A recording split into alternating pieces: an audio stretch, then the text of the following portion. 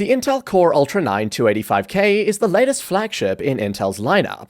While it might not quite beat AMD's X3D processors in raw gaming performance, it still packs plenty of power for most workloads. The key is pairing it with the right GPU so it can perform at its best without causing bottlenecks in games or demanding applications. To help with that, I've put together a list of some of the best GPUs to match with the Core Ultra 9 285K. Let's begin with my pick for the best budget GPU for the 285K.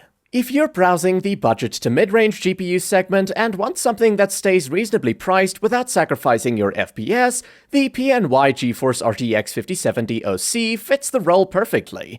The 5070 delivers consistent performance at 1440p and handles a wide range of workloads without pushing thermals or power draw too far. AMD's RX 9070 16GB is solid competition, offering more raster throughput and extra VRAM, but for most users, the 5070 remains the better overall package thanks to DLSS scaling, steadier efficiency, and a quieter system profile. Looking at the spec sheet, the 5070 is built on NVIDIA's latest Blackwell architecture, featuring 6,144 CUDA cores and a boost clock rated around 2.51 GHz, with the specific PNY variant pushing that slightly higher thanks to a mild factory overclock. On the memory side, the 12GB of GDDR7 on a 192-bit bus provides decent headroom for AAA textures. It's not as much as some competing cards, but it's still solid for 1440p gaming. Pairing this GPU with high-end CPUs gives you a setup that chews through heavier mixed workloads like streaming or background encoding. Plus, it comes with DLSS support, specifically the new DLSS 4 multi-frame generation, which boosts performance by generating synthetic frames and helps in more demanding titles. It can also ease VRAM usage a bit in some games, since the GPU can render at a lower internal resolution. Talking about thermals, this PNY Triple Fan OC model is simple but effective, designed with good cooling headroom in mind. The heatsink uses a modest fin density, and since the GPU typically draws around 250 watts, the cooler handles moderate heat without issue. During sustained load, you can expect temperatures in the mid to upper 60s or low 70s degrees Celsius in a well-ventilated case. The acoustic profile remains quiet because the fans don't need to ramp abruptly, and semi-passive mode keeps the card silent at idle. The fan curve transitions smoothly, avoiding the sudden shifts that some compact coolers struggle with. In terms of build quality, the card features a relatively clean PCB layout, with PNY prioritizing cost-effective stability over an overbuilt VRM design. Transient response holds up well, and the GPU maintains sustained boost frequencies without noticeable fluctuation. A simple metal backplate adds rigidity, and the overall construction feels solid rather than flimsy. That said, this is a full-length triple fan model, measuring around 299.5mm in length and about 48mm thick, so it's not compact, and you will need a case that can comfortably accommodate a 300mm GPU. In real-world gaming, the PNY RTX 5070 OC performs consistently across a wide range of titles. In lighter and competitive games, it easily surpasses 144 FPS at 1440p when settings are adjusted appropriately. In heavier AAA titles, performance also remains solid depending on the graphical settings. For example, Hogwarts Legacy at 1440p can average roughly around 116 FPS, while Call of Duty Black Ops 6 lands somewhere around 78 FPS. Even ray-traced titles, such as Alan Wake 2, see average frame rates of about 40 FPS at 1440p with sensible settings, which is playable, and you can drop down to 1080p if you want higher FPS.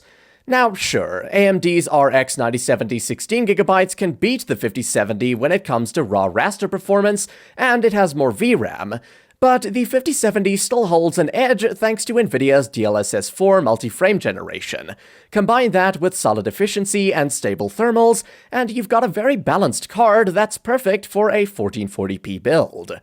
With that said, the 5070 OC is a really solid choice for gamers who want a mix of efficiency, quiet operation, and NVIDIA-specific features, all without jumping into higher power cards.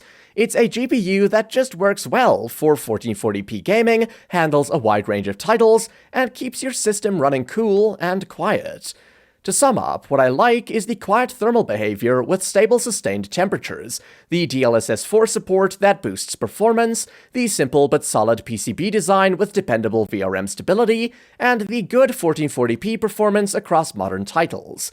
On the downside, not the best choice for 4K, basic cooler and aesthetic design, and the 12GB VRAM might start to feel limited in future AAA titles. Next, let's move to my pick for the best premium GPU for the Core Ultra 9 285K. If you're rocking one of the top CPUs like the 285K, then it's a no-brainer to go with the fastest GPU as well. There's no better pairing for that CPU than the RTX 5090 if you want absolute top-end performance. The Gigabyte GeForce RTX 5090 Gaming OC is one of the largest graphics cards you're likely to work with. It effectively occupies 3 full PCIe slots, and the fan shroud encroaches into a 4th slot slightly. Wherever you decide to put this card, you need plenty of clearance. That size is there for a reason. The RTX 5090 is rated for around 575 watts of board power, just shy of the 600 watts that the 12-volt 2x6 connector is designed to handle. The good news is that Gigabyte's cooler does its job very well. The Gaming OC keeps the 5090 in the mid-60s degrees Celsius under gaming load in a well-ventilated case, while fan noise stays in the mid to high 30 decibels range, which is very respectable for this power level. There's also a dual BIOS switch with performance and quiet profiles. Switching to the performance profile can shave a few more degrees off load temperatures at the cost of slightly higher fan speed, but even then, it remains reasonable for a card of this size. Of course, none of that matters if the performance isn't there, but it very much is. The RTX 5090 is currently the fastest GPU you can buy for both gaming and heavy creative or AI workloads. At 4K, you can simply max out most modern games and still see very high frame rates. Demanding titles like Stalker 2 and Alan Wake 2 finally feel comfortable at maxed out settings with path tracing and DLSS 4 enabled, where the 5090 can push frame rates that previous generations struggled to reach. In games like Cyberpunk 2077 Phantom Liberty at 4K with ray tracing and DLSS 4's new transformer-based upscaling, triple-digit FPS is achievable in many scenes, which is impressive for such a heavy title. Competitive titles like Counter-Strike 2 are, unsurprisingly, completely CPU limited, pushing hundreds of frames per second even at 4K. 8K gaming is still niche and extremely demanding, but the 5090 is the first consumer GPU that can make it feel even remotely practical. With DLSS 4 and multi-frame generation enabled, some titles can run at 8K with high settings in the 30 to 60 FPS range, though native 8K without upscaling is still more of a tech showcase than a realistic everyday target. Where the RTX 5090 really distances itself from the 4090 is AI and compute.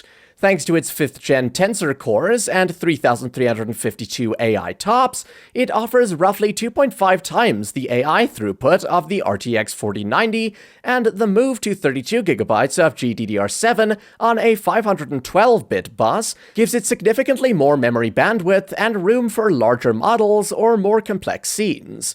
That combination makes it an outstanding choice not just for games, but for local AI work, 3D rendering, and heavy content creation.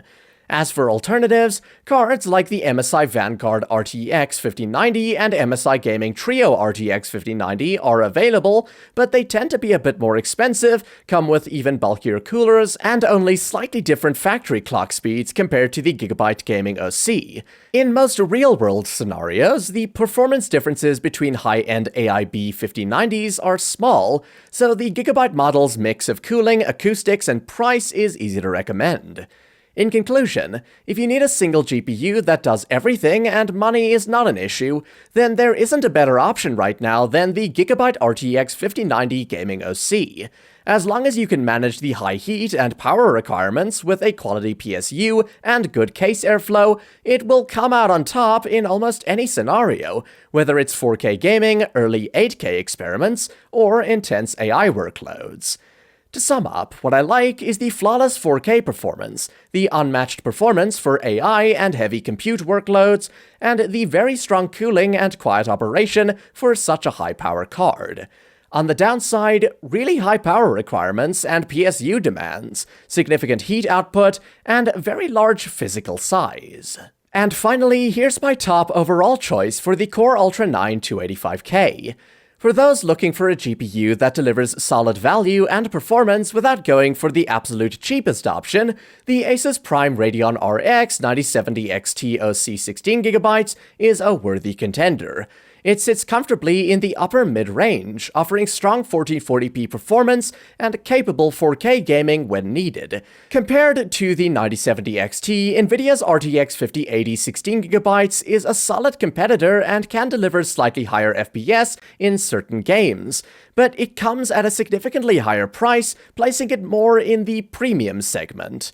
In comparison, the 9070 XT gives excellent 1440p performance and good 4K performance at a price point that's much more accessible to most users.